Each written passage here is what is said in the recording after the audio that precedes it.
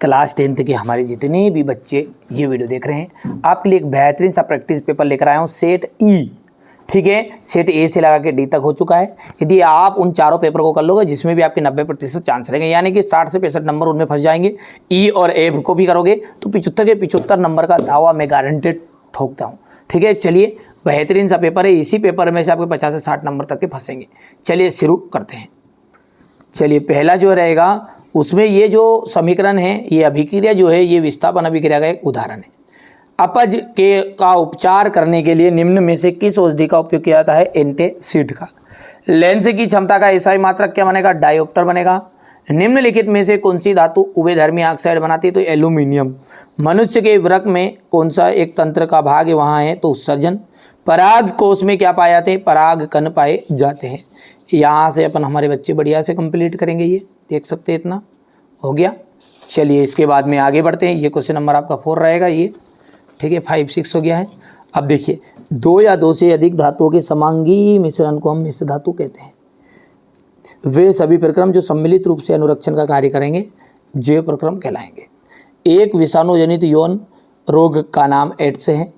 मानव में शिशु के लिंग निर्धारण XY या 23वें जोड़ी गुणसूत्र द्वारा होता है। उत्तल दर्पण में प्रतिबिंब वस्तु से छोटा तथा उल्टा बनता है। ठीक है, आपतन कोण का मान सदैव परावर्तन कोण के मान के बराबर होता है। हो गया भैया इतना। चलिए आगे बढ़ते हैं। यहाँ से आप क्वेश्चन नंबर जो 2 है, इसका बढ़िया से स्क्रीनशॉट लेना है ना। वृषण की बात करेंगे तो वृषण कोष में आ जाएगा। ऑक्सीजन का जो योग है वो उपचयन अभिक्रिया है। यदि ऑक्सीजन का ह्रास होता, ठीक है, यदि हम यहाँ पर लिख देते हैं ऑक्सीजन, क्योंकि ये क्या है, ये प्रश्न क्या है, ऑक्सीजन का योग आ जाएगा या फिर ऑक्सीजन का ह्रास आ जाएगा। तो ये क्या है, आपकी अपचयन है। कौन सी अभिक्रिया है? अपचयन। और योग रहेगा वो उपचयन। नेत्र रोग, कम प्रकाश में धुंधला दिखाई देना। और घरेलू विद्युत परिपथ का आपका हमेशा ही समांतर क्रम में वो जोड़े जाते हैं। यहां से क्वेश्चन नंबर 3 जो है ये इस तरह का रहेगा। और कांसा, एक वाक्य में उत्तर है। अब कांसा मिश्र धातु किन किन धातुओं से मिलकर बनी होती है? तो तांबा और टीन से। मनुष्य में आयोडीन की कमी से होने वाला रोग है घेंगा रोग। आयोडीन की कमी से होने वाला रोग क्या है? घेंगा रोग। बायोफ्रिलम में कायिक प्रवर्धन किस विधि से होता है? पत्तियों के द्वारा। उस दर्पण का नाम बताइए जो बिंब का आवर्धित और सीधा प्रतिबिंब बना सके। अवतल दर्पण। CFC का पूरा नाम क्या है? क्लोरोफ्लोरोकार्बन। ठीक है, एक आदर्श आमीटर का प्रतिरोध कैसा होता है? 0 होता है। और वोल्ट मीटर का अनंत होता है। आप बढ़िया से कंप्लीट करो ना, मैं बार बार कह रहा हूं, बढ़िया से रहो, कोई रियल पेपर के लफड़े में मत पड़ो। ठीक है, ये जो मैं आपको 6 पेपर समझ रहा हूं, समझ लो इन्हीं में आपका रियल पेपर समाये थे। इस उद्देश्य से आप पढ़ो। आप क्या करो, परीक्षा देके आ गए होंगे कोई बच्चे, यदि आप बाद में देख रहे हैं तो आप समझ जाओगे। हिंदी के पेपर में जो मैंने 6 सेट बताए उसमें से पूरा फंसेगा, और फंसा है, देख लेना आप। ठीक है, यदि आप 5 फरवरी से पहले देख रहे हैं, पेपर परीक्षा शुरू नहीं उससे पहले, तो कोई दिक्कत नहीं है ना। परीक्षा में आएगा 100% श्योर है। इन बच्चों ने मुझ पर भरोसा किया है और इन्होंने इतनी परसेंटेज बनाई है। ठीक है, ये जो 6 पेपर हैं ये पढ़ी ही रिसर्च के बाद आपको प्रोवाइड कराए जा रहे हैं, ऐसा नहीं कि उठा के धर दीजिए। ठीक है भैया, तो यहां से सत्य की बात करेंगे ना, तो मेंडल नर युग्मक और मादा युग्मक में संलयन को निषेचन कहते हैं। बिल्कुल, मटर के पौधे का चुना था क्या मेंडल ने? बिल्कुल भैया। ठीक है, मेंडल ने अपने प्रयोगों के लिए टमाटर के पौधों को चुना। टमाटर का नहीं चुना था, किसका चुना था? मटर का। क्योंकि किसका चुना था उसने? मटर का। ये यहाँ पर कारण भी बता दिया मैंने आपको। चुंबकीय क्षेत्र रेखाएं एक दूसरे को प्रतिच्छेद करती नहीं। यदि वो एक दूसरे को प्रतिच्छेद करती है तो वो बताएगी अलग अलग दिशाएं, और ये संभव नहीं है। ओम विद्युत प्रतिरोध मापने की इकाई है, शक्ति है। तारों का टिमटिमाना परावर्तन की क्रिया का परिणाम है, अशक्ति है। समतल दर्पण की वक्रता त्रिज्या किससे होती है? अनंत होती है। बिल्कुल एकदम राइट बात है। यहां से ये क्वेश्चन नंबर 5 है आपका। अच्छा, अब ये पेपर आप देखो, उसके बाद में है ना, क्योंकि इंग्लिश मीडियम वाले बच्चों का भी प्रश्न बताना पड़ेगा ना, ये पूरा सॉल्यूशन यहाँ पे मैं आपको प्रोवाइड कराऊंगा। चलिए पहले एक बार अपन पेपर को देखते हैं। वियोजन अभिक्रिया हो गई है, ये क्वेश्चन नंबर 7 है आपका। यहां से क्वेश्चन नंबर 8 है, ये क्वेश्चन नंबर 9, 10, 11, 12, 13, 14। बढ़िया से है ना भैया, आप तो अच्छी मेहनत करो, मैंने बोला ना। ये क्वेश्चन नंबर 15, 16, 17, 18, ये 19, 20। वियोजन अभिक्रिया को परिभाषित कीजिए। वियोजन मतलब समझ तो, वे अभिक्रियाएं जिनमें एक अभिकारक जो है ना वो टूटेगा, देखो यहां से टूटकर दो बनाया, तो जब दो बनाए तो वो कहलाती वियोजन। संयोजन इसका विपरीत है।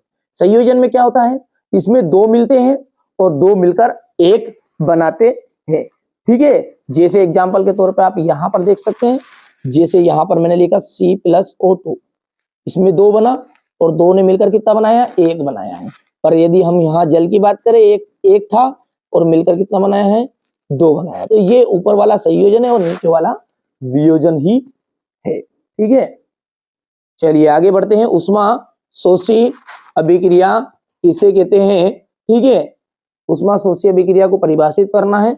इसके बाद में धातुओं के भौतिक गुण समझाइए। देखिए धातुओं के भौतिक गुण है ना, बहुत ही सिंपल है।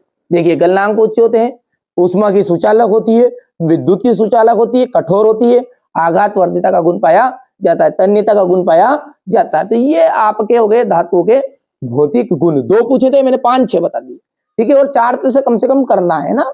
अयस्क और गेंग को परिभाषित कीजिए। ठीक है, अयस्क क्या होता है, देखिए ऐसे खनिज ही है वो, अयस्क भी क्या है, खनिज है। पर ऐसे खनिज को हम अयस्क कहेंगे जिनसे हम धातुओं को आसानी से प्राप्त कर सकते हैं, यही परिभाषा होगी। ऐसे खनिज जिनसे धातुओं को आसानी से और लाभदायक तरीके से हम प्राप्त कर सकते हैं, उन्हें हम कहते हैं अयस्क। गेंग, गेंग क्या, जो अयस्क होते हैं ना उनमें कुछ व्यर्थ पदार्थ मिले होते हैं, अशुद्धियां पाई जाती है। तो हम जिस तरह हमारे आंख में पाए जाने वाली अशुद्धि घेंग क्या होती है, घेंग, और अयस्क में पाए जाने वाली अशुद्धि आपकी बनेगी गेंग, ठीक है। बिल्कुल, आप तो ध्यान से अच्छे समझते जाओ। गेंग का मतलब ही होता है अशुद्धि, और किन में, अयस्क में पाई जाने वाली अशुद्धि। ये रहा आपका क्वेश्चन नंबर 8 है। मेथेन का जो इलेक्ट्रॉन बिंदु संरचना है, ये यहाँ पर थोड़ा सा गलत बना दिया बच्चों ने। इस तरह आपको इलेक्ट्रॉन बिंदु संरचना आपको इस तरह से करनी है। ये आपका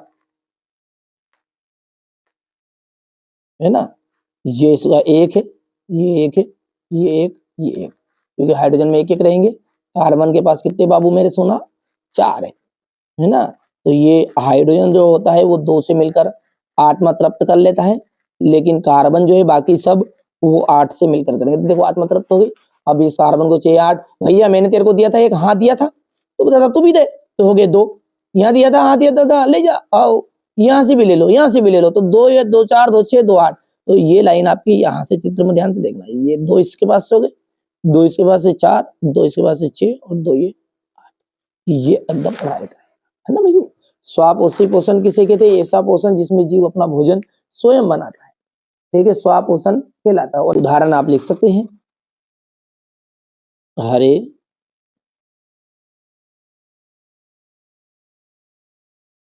पौधों में पाए जाने वाला पोषण, ठीक है भैया। चलिए आगे बढ़ते हैं। क्वेश्चन नंबर ये 9 हो गया था।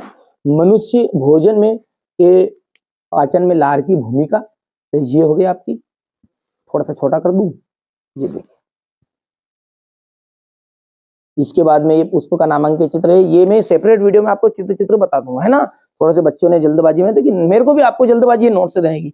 चित्र एक बार के कई प्रश्न ऐसे हैं कि आपको यूट्यूब पे मिल जाएंगे, पुष्प का चित्र का नामांकित चित्र मिल जाएगा, ठीक है। मैं इसी थोड़ी चाह रहा हूँ कि इसी चैनल से आप पढ़ो, कहीं से भी पढ़ो, पर भैया अब की बार 90 पार जरूर जाना है ना। आपकी बार मोदी सरकार बात की बात है, ये अभी हाल फिलहाल क्या करना है, आपकी बार 90 पार, ठीक है भैया।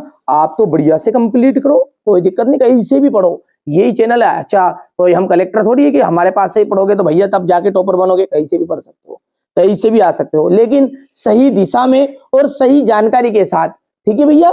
एक व्यक्ति जो होता है ना, देखिए थोड़ा सा एग्जांपल के द्वारा समझो, एक दो व्यक्ति यहाँ पर है, 2 व्यक्ति में से एक व्यक्ति ठीक है, दिमाग से कमाता है और एक व्यक्ति हाथ से कमाता है। हाथ से कमाने वाले की वैल्यू है 500 रुपए, 1000 रुपए पर डे। ज्यादा ज्यादा 100 रुपए 300 रुपए की मजदूरी से 400 रुपए की मजदूरी मिलेगी। काम उसने भी उतना ही किया है। और एक व्यक्ति होता है थोड़ा स्मार्ट वर्क करने वाला, वो व्यक्ति भी 6 घंटा काम करता है और उसे 1500 रुपए उससे करते हैं। ठीक है, तो भैया आपको कौन सा करना है, यानी कि कहने का मतलब सीधी सी साफ सुथरी बात है कि आपको काम ऐसा करो कि जो कम समय में ज्यादा रिजल्ट दे। और इसलिए आपको ज्यादा से ज्यादा महत्वपूर्ण प्रश्न पढ़ने हैं, ताकि वही चीजें आपको परीक्षा में काम आए। ये हो गया इतना। लिंग निर्धारण वाला, ये यहां से लिंग निर्धारण में वाई गुणसूत्र की भूमिका को समझाइए। क्योंकि निषेचन के समय यदि X गुणसूत्र वाला शुक्राणु X गुणसूत्र वाले अंडाणु से संयुग्मित होता है तो समान XX गुणसूत्र के कारण संतान पुत्री होगी, और यदि Y वाला गुणसूत्र X से संयुग्मित होगा तो संतान पुत्र होगा। अब ये X वाला सिस्टम किसके पास पाया जाता है, पुरुष में पाया जाता है। अतः हम कह सकते हैं, इससे सिद्ध होता है कि पुरुष का जो Y गुणसूत्र है, सॉरी X से तो पूरा लेडीज में होता है, और ये Y वाले के कारण छोड़ा हुआ है, ये लड़का हुआ है। ये लड़का के लिए कौन उत्तरदायी है, पुरुष उत्तरदायी है ना। थोड़ा सा मेरा गलत बोल देता है, X वाला नहीं Y वाला है ना। Y वाला किसके पास है, पुरुष के पास है। बाकी पूरे X पुरुष में भी है, लेकिन आखिरी वाला एक Y है, और महिलाओं में क्या है, वो आखिरी वाला X है। तो भैया यदि वो Y वाला संयुग्मित होगा तब जाके लड़का पैदा होगा। तो यहाँ पर बताइए, लड़कों के लिए यानी कि छोरे पैदा करने के लिए किसकी कौन उत्तरदायी है, तो पुरुष है। ठीक है, बॉयज के लिए। तो यहां से देखिए प्रभावी और अप्रभावी लक्षण क्या होते हैं। जब विपरीत लक्षणों के साथ जोड़े का क्रॉस कराते हैं ना, तो पहली पीढ़ी में जो लक्षण दिखाई देते हैं उन्हें प्रभावी कहते हैं, और जो नहीं दिखाई देते हैं उन्हें अप्रभावी कहते हैं। सिंपल लैंग्वेज में, समय कम है, आपको ज्यादा डिटेली पढ़ना है तो ये सारे वीडियो मैंने पहले से यूट्यूब पे डाल रखे हैं IMP के नाम से, है ना। तो देख लेना बढ़िया से। हमारा उद्देश्य यही है कि आप अच्छे अंक प्राप्त करो। कोई हमारे पास से जरूरी नहीं कहीं से पढ़ो, पर भैया अच्छे से तैयारी करो, और बिल्कुल, है ना, आपके परिवार का, आपके गांव का नाम रोशन जरूर करना है ना भैया। अच्छे से पढ़िएगा। और परावर्तन के नियम, आपतन कोण का मान जो होता है वो सदैव परावर्तन कोण के मान के बराबर होता है। आपतित किरण, परावर्तित किरण और आपतन बिंदु पर अभिलंब, ये तीनों एक ही तल पर स्थित होते हैं। वाहनों में उत्तल दर्पण को पश्य दर्पण के रूप में विदिता क्यों देते हैं, यह क्यों होता है। प्रकाश के अपवर्तन से आप क्या समझते हैं। इसके बाद एक क्वेश्चन नंबर ये 14, किसी विद्युत हीटर की डोरी क्यों उत्तप्त नहीं होती जबकि उसका तापन अवयव उत्तप्त हो जाता है। हो गया इतना क्वेश्चन नंबर 14 तक। विद्युत धारा का SI मात्रक बताना है आपको, ये देख लीजिएगा। चुंबकीय क्षेत्र के दो गुणधर्म बताने हैं। चुंबकीय क्षेत्र रेखाएं वक्र रेखाएं होती है, ये एक दूसरे को कभी प्रतिच्छेद नहीं करती। किसी चुंबक, ये भैया पॉइंट से लिखना, ऐसा एरो मत लगाया ना है, ये तो बच्चों ने डिजाइन में लिख दिया है। बाकी आप तो बढ़िया से कंप्लीट करा। और एक सेपरेट वीडियो मैंने बना रखा है चैनल पर कि कॉपी में कैसे लिखना है। 5 फरवरी के दिन आपका पहला पेपर हो गया हिंदी का, है ना। और यदि आप अभी से इसको वीडियो मतलब जल्दी देख रहे हैं, हो सकता है 5 फरवरी पहले देख लिया हो, तो अच्छे से तैयारी करना। पहले चैनल पे एक वीडियो मिलेगा, आपको समझा रखा है मैंने, ठीक है, जाकर देख लेना कि कैसे आपको लिखना है परीक्षा में। चुंबक के निकट लाने पर दिक्सूचक की सुई विक्षेपित क्यों हो जाती है। दक्षिण हस्त अंगूठे का नियम बताइए। यहां से आप किसी क्षण चुंबकीय क्षेत्र और चुंबकीय क्षेत्र रेखाएं खींचिए। अम्ल वर्षा किसे कहते हैं।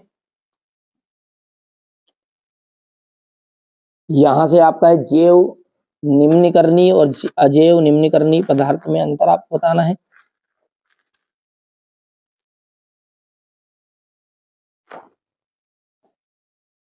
ठीक है, जैसे चाय का उपयोग करने के बाद बची गई पत्ती, सब्जी के छिलके, ये सारे के सारे क्या है, सूक्ष्म जीवों के द्वारा आसानी से विघटित हो जाते हैं। इधर पॉलिथीन है, कांच है, ये फलाना ढिमका है। बढ़िया से आपको कंप्लीट करना है ना। ये हो गया आपका यहाँ से क्वेश्चन नंबर 4 तक।